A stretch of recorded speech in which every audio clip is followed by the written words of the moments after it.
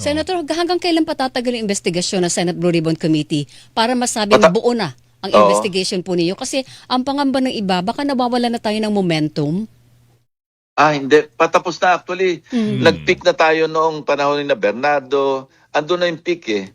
Loose ends na lang. Parang ito closure na lang eh. Isa o dalawang pagdinig. Anong malay natin? Baka merong sumulpot pang mga bagong ebidensya, bagong testigo. Hindi natin alam yon. As of now, wala namang kumukontak. Hindi tulad nung araw na maraming kumukontak sa akin bilang chairman na gusto mag-tell all. Yung iba palpak, yung iba totoo, yung iba opportunista lang na gusto alam mo na, hindi na ako mag-mention ng pangalan, pero iba doon sa mga resource persons namin, sasabihin, gusto na mag-tell all. Hindi naman lang ako maisahan dyan eh. Sabihin ko, mag-draft muna kayo ng affidavit, evaluate namin kung talagang tell all yan. Kasi hindi lang naman sa inyo kami huhugot ng karagdagang dokumento o testimonya. Ibabalidate namin yan. Merong at least mga 3 ganon resource persons na ngayon nasa sakdal kasi nga opportunista lang. Okay. Pwede ba namin malaman, Senator, kung sino po dun sa mga kasama po ninyo ang nakiusap sa inyo to soften?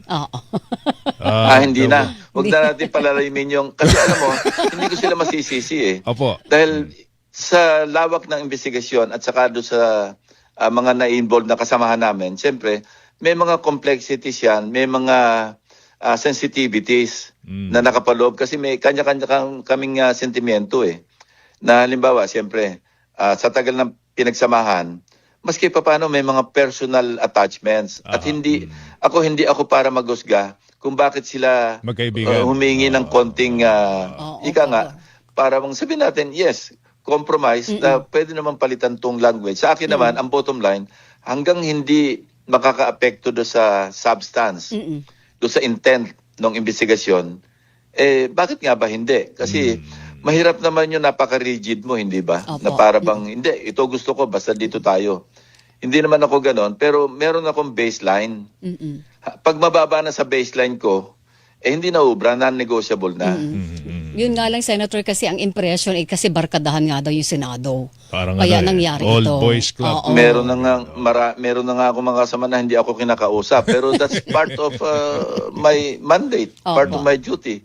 Kung hindi nakakausapin, masama loob nila sa akin dahil sa ginagawa ko, tanggap ko naman yun eh. Nakaready naman ako dun eh. Kasi nang tinanggap ko itong pag-chairman ng Blue Ribbon at pumutok na nga yung flood control at minababanggit na nung araw pa, masi wala pa kami pinanghawakan, na pwede kami may mga kasama na ma-involve. Nakapacture na sa akin yun nung tinanggap ko yung chairmanship. Kaya may isasakripisyong relasyon.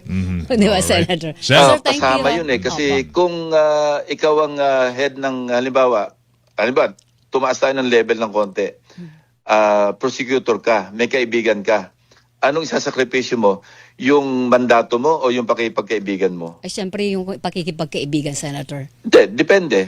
Pwede ka namang yumuko ng konti, pero not to a point na bababa ka doon sa tinatawag kong, lagi akong merong baseline principle. Lahat naman kami merong baseline principle. Lahat tayo. Pero iba-iba yung level ng ating baseline. Merong mas mataas ang baseline, may mas mababa ang baseline. Yung iba baseline, sagad sa lupa. Ibig sabihin, wala ng prinsipyo. Oo.